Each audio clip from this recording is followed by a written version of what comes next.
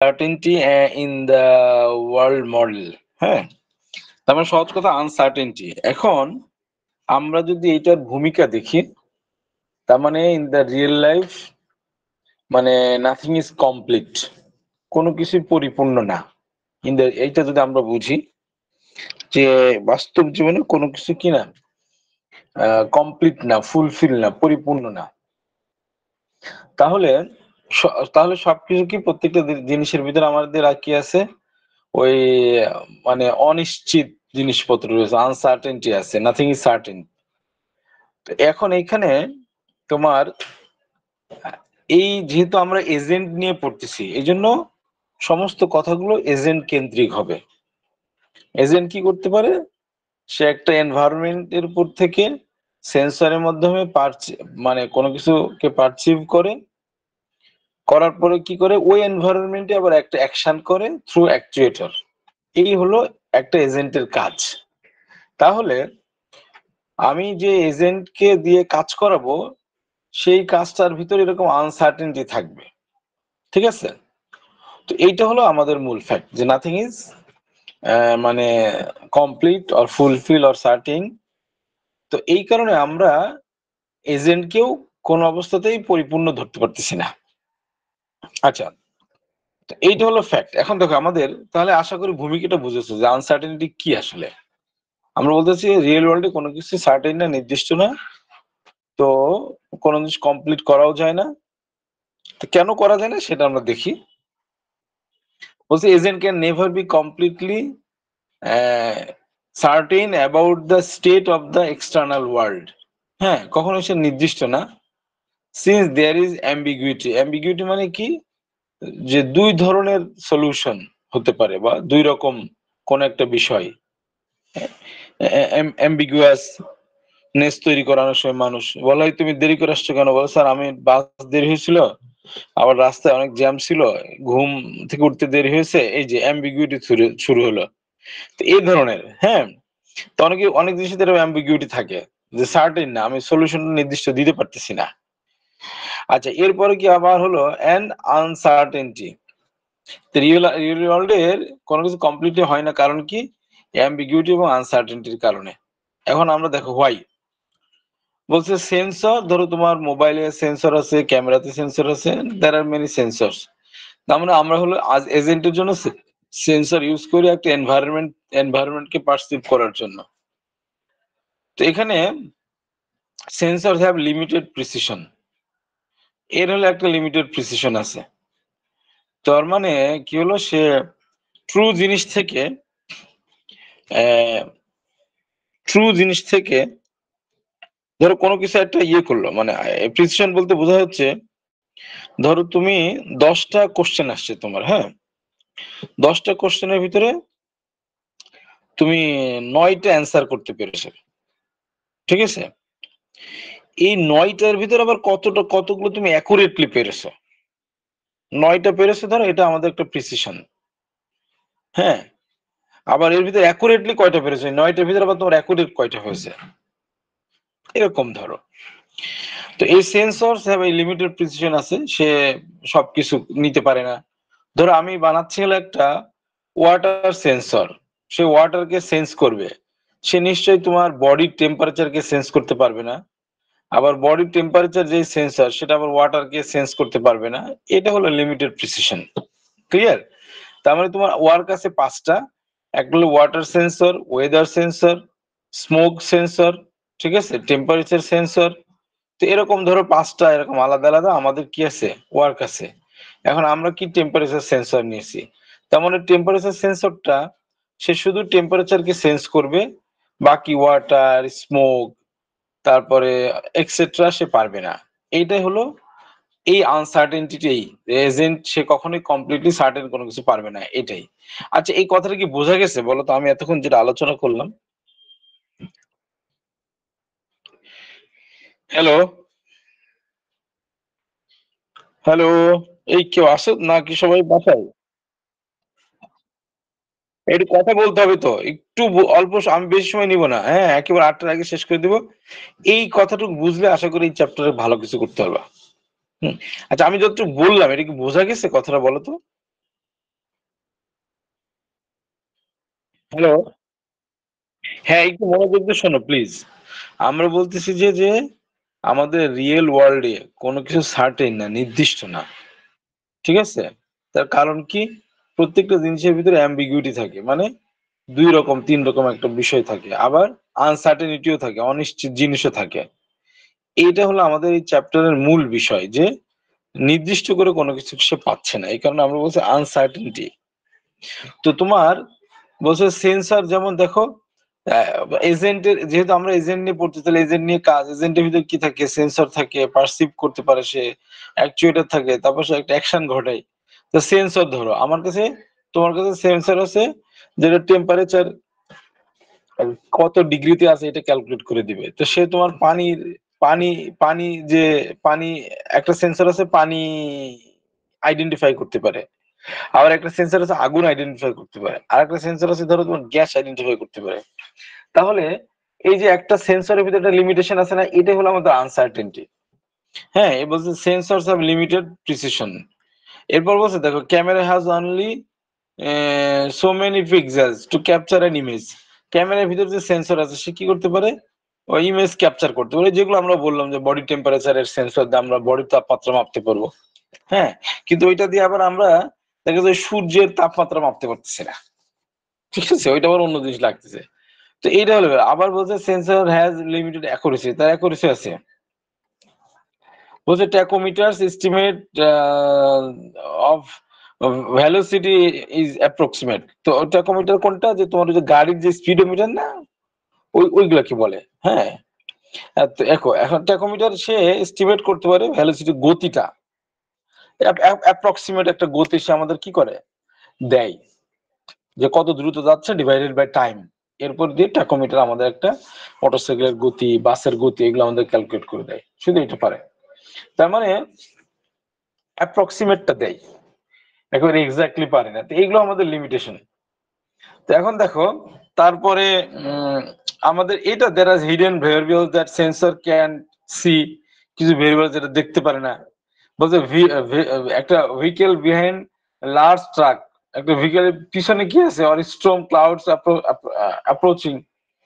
তো এখানে তোমার বলছে ভেহিকল বিহাইন্ড লার্জ ট্রাক, একটা ভেহিকলের পিছনে ধরো একটা বড় ট্রাক আছে or স্টর্ম, মানে তোমার এই যে স্টর্মের বাংলা কি? আম এই স্টর্মের বাংলা কি? বলতে মনে আছে? ঝড় নাকি? না স্যার। ঝড়। আচ্ছা। তো হচ্ছে ক্লাউড অ্যাপ্রোচিং। তো এইটা তোমার একটা ঝড় হচ্ছে আহ তো ক্লাউডের অ্যাপ্রোচটা তার গতিটা কি? তা সে কি করতে যাচ্ছে? এরকম একটা জিনিস বলে দিচ্ছে। হ্যাঁ? তো এইগুলা এইজন্য বলছে যে সেন্সর ক্যান সি, এটা এই ধরনের জিনিসগুলো সেন্সর আবার দেখতে পারে না। বোঝা গেছে যে যে একটা আ মেঘের ঝড়ের কারণে মেঘের গতিটা কেমন এটা আবার সেন্সর বুঝতেছে না। ইত্যাদি, ইত্যাদি। তো এই যে এইগুলা হচ্ছে আমাদের বলছে দ্যা ফিউচার ইজ আননোন। তার মানে সেন্সর বলতে পারতেছে না যে এখন মেঘের ঝড়ের গতির কারণে মেঘটা অ্যাপ্রোচ মানে সে কোন দিকে যাবে? সে কি উড়ে চলে যাবে? না থাকবে? কি অবস্থা? এটা এই যে ফিউচারের একটা ফ্যাক্ট। তো ফিউচারের ফ্যাক্টটা কিন্তু তোমার বলতে পারতেছে না। সেন্সর বলতে পারতেছে না। তো এরকম তোমার হচ্ছে এই লিমিটেশনের কারণেই আমরা বলতে চাচ্ছি যে আনসার্টেনটি। এই লিমিটেশন কারণে আমরা বলছি কি uncertainty in the world model. হ্যাঁ? কোন একটা মডেলের ভিতরে এরকম আনসার্টেনটি থাকতেছে। আচ্ছা, আশা করি আনসার্টেনটি বুঝতে। এখন বলছে রুলস অ্যান্ড আনসার্টেনটি। এখন বলছে say we have a rule. আমাদের একটা রুল আছে, নিয়ম আছে। If tooth ache then problem is cavity. কারো দাঁত ব্যথা করতেছে, টুথ ache, দেন কি তোমার প্রবলেম ইজ ক্যাভিটি, তার মানে তার ক্যাভিটি আছে। বুঝছো? আচ্ছা। তো কি মানে এখন বলছে but not all patients have toothaches due to cavities. এই ক্যাভিটির কারণে সব পেশেন্টের কিন্তু দাঁত ব্যথা হয় না। তাহলে দেখো এইটা দেখো আরেকটা আনসার্টেনটি আসলে বলছে টুথ এক আছে দেন ক্যাভিটি হতে পারে। তো বলছে আবার সবার কিন্তু ক্যাভিটির কারণে দাঁত ব্যথা হয় না, অন্য কারণে হতে পারে। তাহলে এটা অন্য একটা ইস্যু আসলো কিন্তু দেখো। ওই আনসার্টেনটি। সো এখন এই যে আমাদের বের করতে হবে যে একজনের দাঁত ব্যথা করতেছে, ক্যাভিটি আছে, তাহলে দাঁত ব্যথার পরিমাণটা কতটুকু? এই আমার কথা বোঝা গেছে না যায় নাই? হ্যাঁ, এই যে রুলস এন্ড আনসার্টেনটি আসলো কিন্তু এখন কথা দেখো। If toothache then problem is cavity. এখন ধর আমার ক্যাভিটি আছে তাহলে দাঁত ব্যথার পরিমাণ কতটুকু? বলছে কি not all patients have toothaches due to cavities. Article. এখন আরেকটা দেখো, so we could set up rules like if toothache, এইগুলো কিন্তু বুঝতে হবে পরীক্ষাতে আসে, গতবার পরীক্ষাতে আসছে। বলছে যে দেখো if toothache and not gum disease, মানে টুথেক হচ্ছে এবং গাম মানে মাড়িতে তার কোনো ব্যথা নেই, মাড়ির রোগ না, এন্ড নট ফিলিং তার মানে তার গর্ত নাই, and then problem equal to cavity. তাহলে একটা রুল সেট করলাম, ইফ টুথেক আছে, গামে আমার কোনো ডিজিজ নাই মাড়িতে, এবং তার কোনো গর্তও নাই, দেন প্রবলেম সেটাকে আমরা বলছি ক্যাভিটি। তাহলে এটা একটা রুল সেট করলাম। আচ্ছা, এরপরে আমরা আবার আসো, দিস গেটস কমপ্লিকেটেড, মানে এটা একটু কমপ্লিকেটেড হয়ে যায়। A better method would be, মানে এটার কমপ্লিকেটেড, তাহলে একটা বেটার মেথড কি হলো দেখো।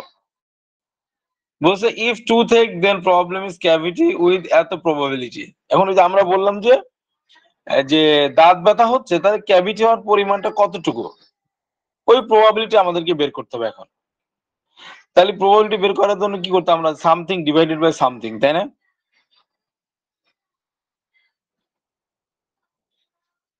আচ্ছা,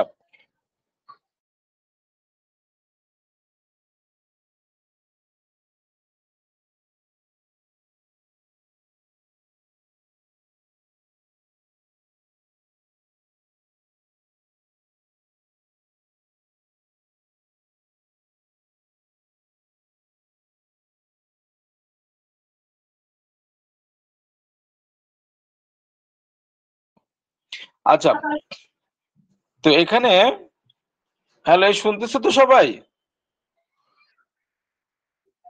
আচ্ছা, তাহলে দেখো এখন আমরা কি করলাম, যে এই যে এখানে একটা বড় প্রবলেম বলতেছে, এই বড় প্রবলেম থেকে বাঁচার জন্য, এই যে বড় প্রবলেম আমাদের যে বলতেছে, এই যে এখানে একটা, যে সরি, এই যে বড় প্রবলেম থেকে বাঁচার জন্য আমরা বলতেছি কি, আমরা বলতেছি হচ্ছে তোমার যে এই যে ইফ টু থেকে ক্যাভিটি হয় তাহলে প্রবাবিলিটি কত সেটা আমরা বের করব। এখন এখানে অর পি মানে প্রবাবিলিটি, ক্যাভিটি অথবা কি আছে তার টু থেকে আছে, তার মানে আমাদের এই যে ক্যাভিটিটা কত এটা কিন্তু এটা ইন্ডিকেট করে, এটা খেয়াল রাখবো। হ্যাঁ, যেখানে দুইটা থাকে পি আর টু থেকে, এই প্রথমটা হলো এই রেজাল্টটা কি করে ইন্ডিকেট করে, আর টু থেকে হলো আসলে ডিভাইডেড করা হয়, ঠিক আছে, করার পরে রেজাল্ট পাওয়া যায়। তার মানে এইখান থেকে আমরা একটা জিনিস বুঝলাম যে এই আনসার্টিনিটি রুলস থেকে আমাদের প্রবাবিলিটি বের করতে হবে। এটা ধরো আমরা একটা মাথায় নিই, ঠিক আছে, যে প্রবাবিলিটি কতটুকু টু থেকে হওয়ার, টু থেকে হচ্ছে ক্যাভিটি হওয়ার প্রবাবিলিটি কতটুকু, এটা আমরা বের করতে চাই। ক্লিয়ার? আচ্ছা, আসো এখন তাহলে এটা, এখন আরেকটা দেখো, true uncertainty rules are probabilistic in nature. এটা রুলের কথা বলছে, rolling dice, flipping a coin. হ্যাঁ, তোমার রুলিং হলো কোনো কিছু ঘোরানো, ডাইস আমরা যে দাবা খেলে কি বলে, আরে লুডো খেলি, এটা কথা বলছে, রোলিং ডাইস। তারপরে ফ্লিপিং এ কয়েন।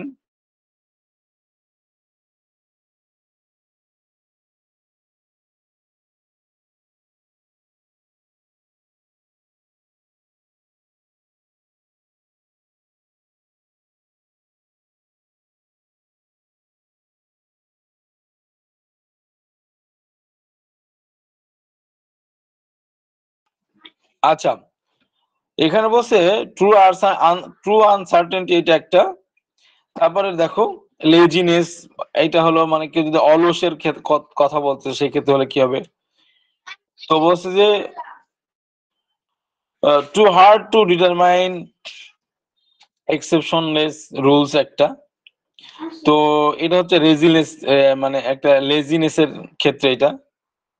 তো বলছে যে কেউ যদি ধরো এক্সেপশন কেউ থাকে আর কি, হ্যাঁ, ব্যতিক্রম ধর্মী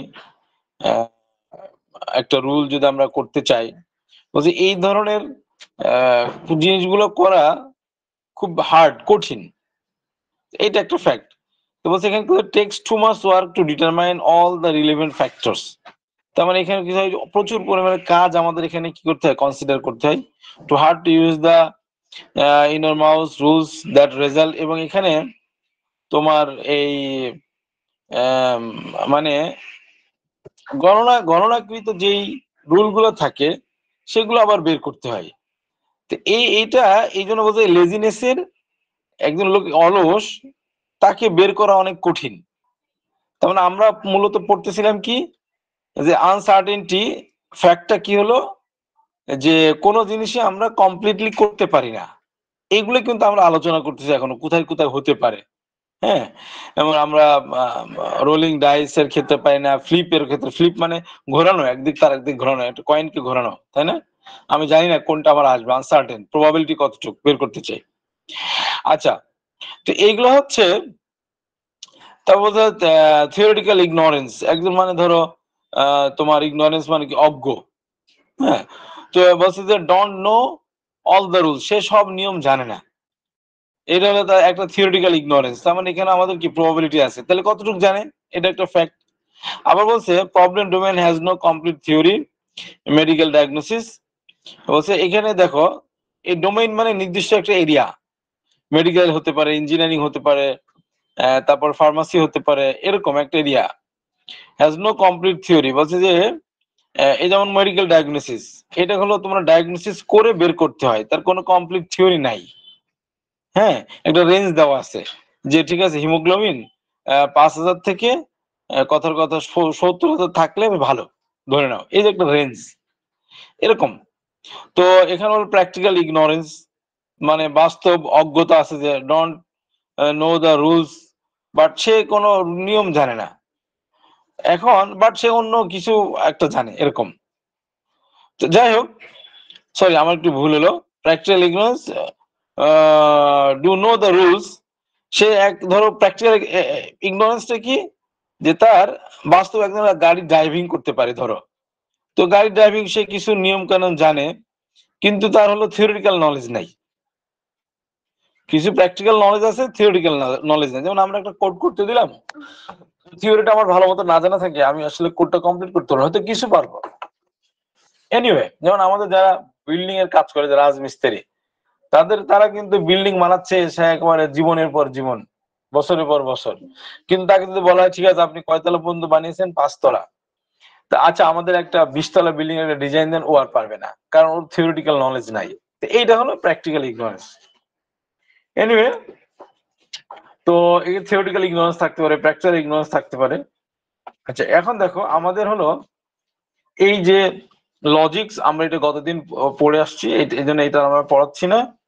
হ্যাঁ, এই একই জিনিস আমাদের লাগবে। তো এখন আসো আমরা একটু ভিতরে চলে যাই, যে প্রবাবিলিটি থিওরি, এটা হলো, খেয়াল করো, বলছে probability theory serve as a formal means, একটা ফর্মাল ফ্যাক্ট আছে এটার। এইটা কিন্তু আমি গতবার একবার পরীক্ষাতে আসছিল এইটুকু নিয়ে, একটা ফর্মাল মিনস, সেটা কি, for representing and reasoning with uncertain knowledge. তাহলে এই যে প্রবাবিলিটি কি করে, সে representing and reasoning with uncertain knowledge, সে কোনো কিছু রিপ্রেজেন্ট করে এবং একটা যুক্তি দেখায় কিছু আনসার্টেন নলেজ দিয়ে, ঠিক আছে, কোনো সার্টেন নলেজ দিয়ে না। তাহলে এটা হলো একটা প্রবাবিলিটি পেলাম আমরা। আর বলছে কি, ম্যানিপুলেটিং করে কম বেশি হতে পারে, manipulating degrees of belief in proposition, event, conclusion, diagnosis etcetera, এগুলো একটা প্রপোজিশন বলছে যে একটা ম্যানিপুলেটিং ডিগ্রি দিতে পারে, মানে ডিগ্রিটা কি, ম্যানিপুলেট মানে কি, কম বেশি হতে পারে। তার মানে একটা ইভেন্ট কতটা ভালো হলো অথবা খারাপ হলো, ওইটা আমরা বলছি degree of brief in a proposition. একটা কনক্লুশন দিলে তুমি, না এর কনক্লুশনটা সুন্দর হয়েছে, প্রেজেন্টেশনটা সুন্দর হয়েছে, ডায়াগনোসিসটা পারফেক্টলি হয়েছে অথবা হয় নাই, এত% পারফেক্ট হয়েছে, এইগুলা এগুলো কি বলে, এটা প্রবাবিলিটি যে 10% পারফেক্ট হয়েছে, তাই না? তার মানে আর রিপ্রেজেন্টিং রিজনিং আনসার্টেন নলেজ, এবং আমরা কি করতে পারি, আর degree of belief of something, ঠিক আছে, যে আমরা ওখানে 10% গুড, এই হলো প্রবাবিলিটি। তার মানে এখানে কিন্তু আমাদের এই দুইটা লাগবে, পার্সেন্টেজ লাগবে, আবার ওই যে আনসার আমার নলেজ রিপ্রেজেন্টেশনও লাগবে, এই দুইটা আমরা খেয়াল করি। এখন আসো দেখো, আচ্ছা এটা আর কিছু নাই, every state has a degree of usefulness or utility, প্রত্যেক জিনিসের একটা ডিগ্রি আছে, ব্যবহার আমরা ব্যবহার যে করি সেটা হলো তোমার পার্সেন্টেজ অনুযায়ী কম বেশি হতে পারে। And agent will prefer states with higher utility, এই যে এজেন্ট কি করে, কি প্রিফার করে, হায়ার ইউটিলিটি, যেটা খেয়াল করো হায়ার ইউটিলিটিকে সে প্রিফার করে রয়েছে, ঠিক আছে। আচ্ছা তাহলে আমার কথা বলছে every state has a degree of usefulness, আমার ইউজফুলনেস এর একটা ডিগ্রি আছে প্রত্যেক স্টেটের, কিন্তু এজেন্ট কি সে প্রিফার করে, এজেন্ট প্রিফার স্টেটস, মানে এই স্টেটকে প্রিফার করবে উইথ হায়ার ইউটিলিটি, সর্বোচ্চ যেন আমি এটাকে ব্যবহার করতে পারি, এটা হলো এজেন্টের চাওয়া। আচ্ছা ওকে, এখন আসো এইটা একটা ডিসিশন থিওরি সমান probability theory plus utility theory, আমরা এটা দেখবো পরে। এখানে কোলমোগ্রোভস একজন ব্যক্তি যিনি হলো কিছু থিওরাম ডেভেলপ করেছে, এই কোলমোগ্রোভস নাম দিয়েও কিন্তু আমাদের অনেক সময় প্রবলেম আছে, এক্সিজেন্স প্রবাবিলিটি বলে এটাকে। তার মানে এটা হলো এইটা যদি আমরা সার কথা বলি, সার, তাহলে দেখো ট্রু 1 ফলস 0, তার মানে এই 0 এবং 1 এর মাঝখানে সবকিছু হবে, একদম সার কথা। তার মানে কি হলো 49, 51, 52, 69, 89, 80, 92, এই যে এগুলো, তো বিলো 50 থাকলে তো আসলে এটা প্রবাবিলিটির ভিতরে পড়ে না, আমাদের 51 হলে আমরা বলতে পারি এটা প্রবাবিলিটির দিকে যাচ্ছে, মানে আমরা রাইট হওয়ার দিকে যাচ্ছে, তাই না। তো এটা হলো কোলমোগ্রোভস এক্সিওমস probability, rule 0 is less than equal to the probability of a less than equal to 1, মানে 0 এবং 1 এর মাঝখানে থাকবে, আমরা 0 ধরবো না, হ্যাঁ 1 হলো মানে একেবারে কিছুই না, তাই না, 1 মানে কমপ্লিট, তাহলে এটা না, মানে 0.1, 0.2, 0.3, 0.50 এরকম হতে হবে, হ্যাঁ। তো এই হলো কথা, 1 হলো ট্রু ফলস, আর 0 তো সরি 1 ট্রু 0 ফলস। তো এই যে এইগুলা কিন্তু আমাদের একটু মনে রাখতে হবে, হ্যাঁ, যে P and V, P of A, P of B minus P of A and V, এই একটু আমরা খেয়াল রাখবো। এখন দেখো ওই যে গতদিন যে আমরা টোটোলজি করলাম, তারপরে আমরা ট্রু ফলস বের করলাম, ইফ দেন ইলস করলাম, তাই না, এখানেও কিন্তু এই সেম জিনিসটা আমাদের কাজে লাগবে, ঠিক আছে, এটা খেয়াল রাখতে হবে। কিন্তু কিন্তু এইখানে এই টোপোলজির জন্য আমাদের যে এটা okay, P or B, P plus B minus P N B. আচ্ছা ওকে,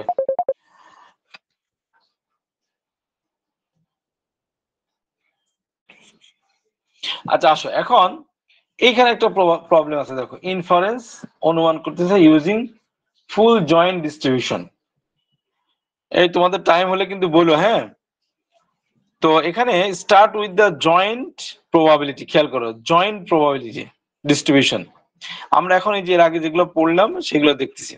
এখানে দেখো টুথ হেক নট টুথ হেক, দাঁত ব্যথা আছে নাই, catch not catch, catch not catch.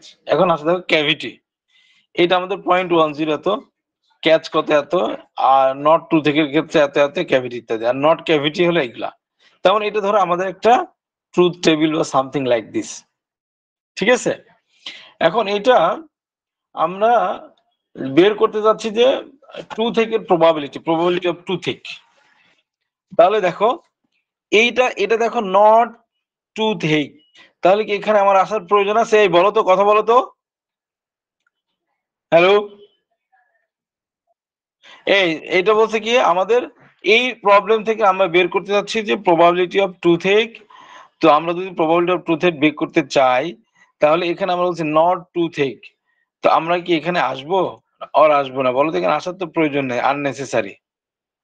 আচ্ছা এখন দেখো তাহলে আমরা কি করলাম, এই যে এটাকে কনসিডার করলাম, এইটুকু কনসিডার করলাম, কনসিডার করে কি হলো, এটা দেখো যোগ করলাম, যোগ করার পর আমরা কি করলাম, এটা রেজাল্ট পেলাম। তা বলছি যে প্রবাবিলিটি অফ টু থেকে ইজ এত, এত পার্সেন্ট প্রবাবিলিটি, মানে 20%, ঠিক আছে, 20% কি তার প্রবাবিলিটি। তাহলে আমরা এটা একটা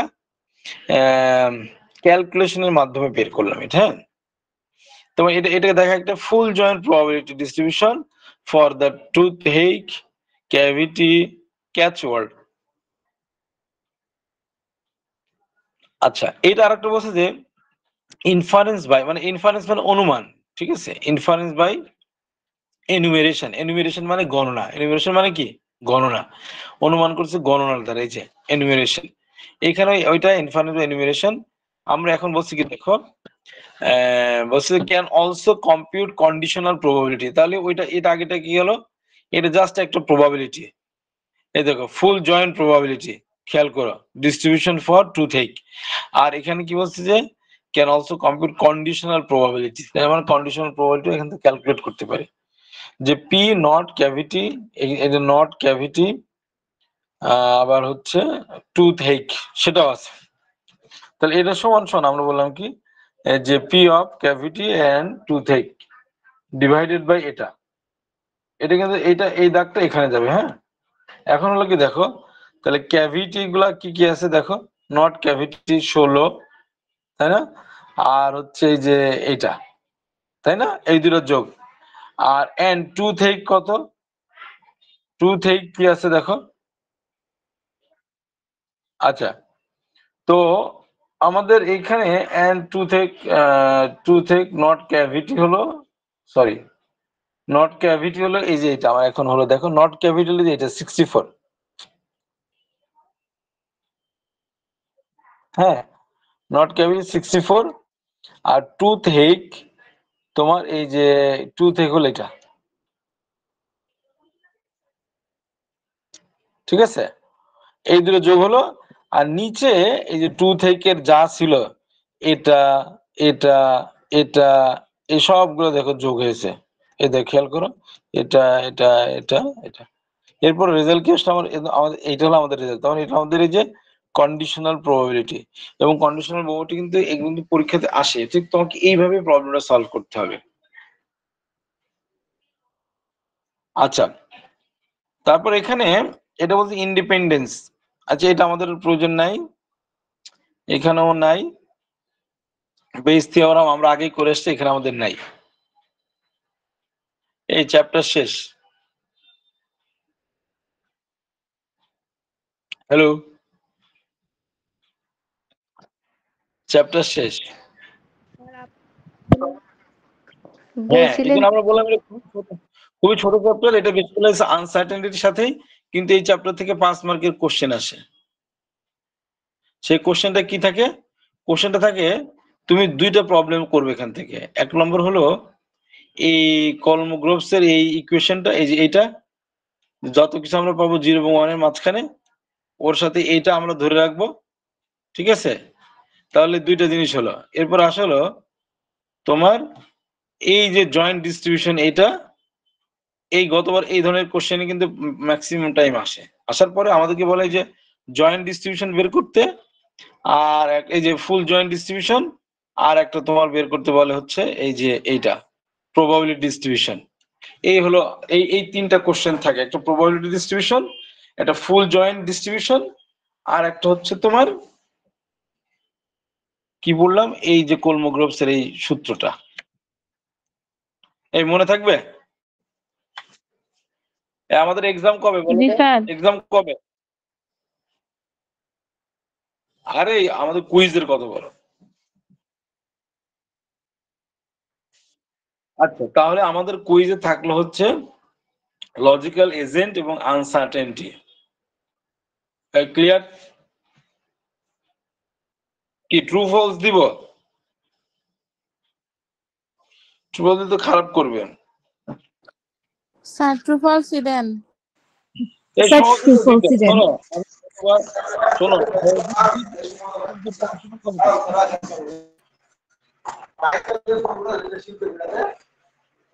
আচ্ছা ঠিক আছে, সবাই কিন্তু কমপ্লিটলি পড়াশোনা করতে হবে সুন্দর করে,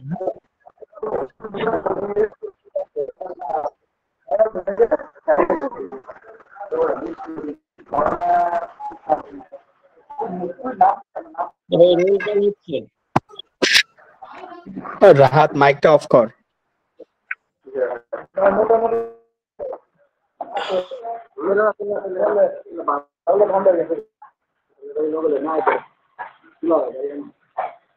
ও কি মিষ্টি খাচ্ছে নাকি? হ্যাঁ, মনে হয় স্যার। ও তো ভুলে, আচ্ছা অসুবিধা নাই। হলে মিষ্টি খাচ্ছে না, দেখো আমাদের স্টুডেন্ট দাওয়াত দিয়েছে স্যার, হলে আসেন একটু পরে মিষ্টি খাওয়া হবে মাগরিবের পরে তো। হ্যাঁ স্যার, হলে মনে হয় আজকে মিষ্টি দেওয়া হয়েছে। আমার রুমের সিনিয়রে ফোন দিছিলাম তো, ভাই বললো যে হ্যাঁ মিষ্টি দিছে। কে ছিল? দিলটা কে?